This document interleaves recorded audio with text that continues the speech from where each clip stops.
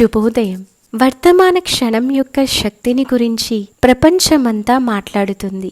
ఆధ్యాత్మికత అంటేనే వర్తమాన క్షణంలో ఉండటం, అనగా ప్రజెంట్, అనగా భగవంతుడిచ్చినటువంటి ప్రజెంటేషన్.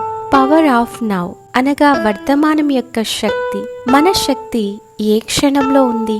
గతంలోనూ లేదు, భవిష్యత్తులోనూ లేదు, ప్రస్తుతం వర్తమానంలో ఉంది.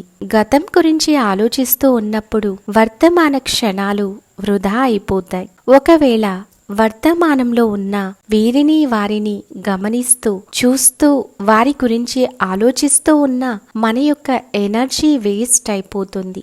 So now or never. ఇప్పుడు లేకుంటే మరెప్పుడూ లేదు. వర్తమానంలో శక్తి ఉంది. ఏదైనా సాధించాలి, చెయ్యాలి అంటే ఈ రోజు కాదు, ఈ క్షణమే చేయాలి. చాలా వరకు మనం వర్తమానాన్ని కోల్పోతూ ఉంటాం. వర్తమానంలో ఉండటం అనగా మనస్సుని ప్రశాంతంగా ఉంచుకోవటం.